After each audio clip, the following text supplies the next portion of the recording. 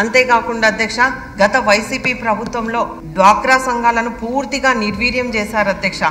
వాళ్ళు చేసుకున్న 10,000 కోట్ల పొదుపు సొమ్మును కూడా స్వాహా చేసినారు అధ్యక్ష. అభయహస్తం నిధులు 2,100 కోట్ల నిధులను కూడా డ్వాక్రా దానిలను కూడా లాగేసుకున్నారు అధ్యక్ష గత ప్రభుత్వంలో అధ్యక్ష వడ్డీ లేని రుణాలు 10 లక్షలు ఇస్తామని ఎన్నికల ముందు గొప్పలు చెప్పుకున్నారు అధ్యక్ష.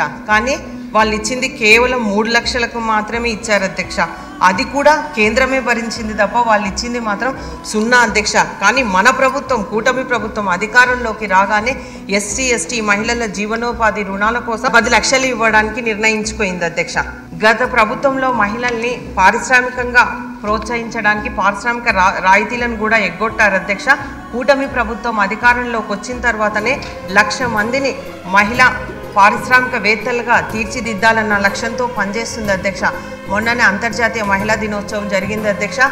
గౌరవ ముఖ్యమంత్రి గారు ఈ సందర్భంగా ప్రకటించడం జరిగింది అధ్యక్ష. 1,02,000 మందికి మహిళలకు ఉచితంగా కుట్టి శిక్షణ ఇప్పించి వాళ్ళకు కుట్టి మిషన్లు కూడా పంపిణీ చేస్తామని కూడా చెప్పడం జరిగింది అధ్యక్ష. దీనికి కూడా మనం ప్రభుత్వం శ్రీకారం చుట్టడం చాలా సంతోషదగ్గ విషయం అధ్యక్ష.